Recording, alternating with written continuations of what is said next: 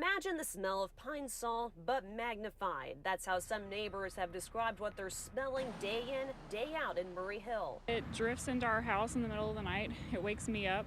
This woman didn't want to give her full name, but says she first noticed the smell 3 years ago and has filed multiple complaints with the city's Environmental Quality Division over the last few months. We have 2 small children.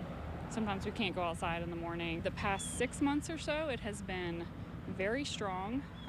To where it's daily. The city confirmed to News4Jax several of the hundreds of complaints are verified as coming from international flavors and fragrances on Lane Avenue.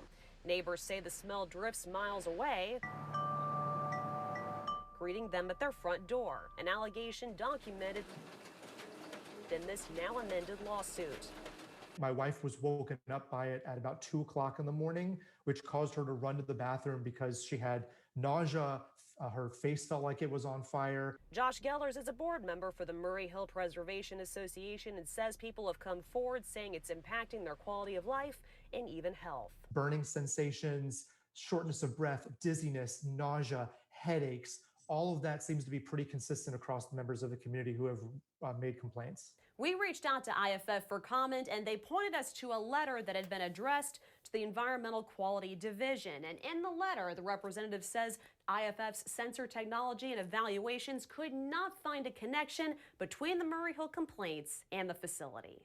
The letter says the facility is roughly 3 miles from Murray Hill, saying it is, quote, highly improbable IFF could be responsible. The letter also said, quote, IFF has engaged environmental experts to conduct an independent review and full evaluation of the odor complaints and IFF's facilities.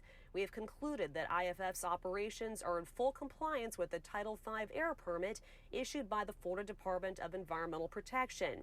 It could not be responsible for the odor complaints in the Murray Hill neighborhood. It also asked the city to, quote, provide the training records for the city's odor investigators. For Gellers, that part was a head scratcher. It's very strongly suggestive when what they're attempting to get at is that the people who are doing the investigating are not qualified or not trained properly to do so.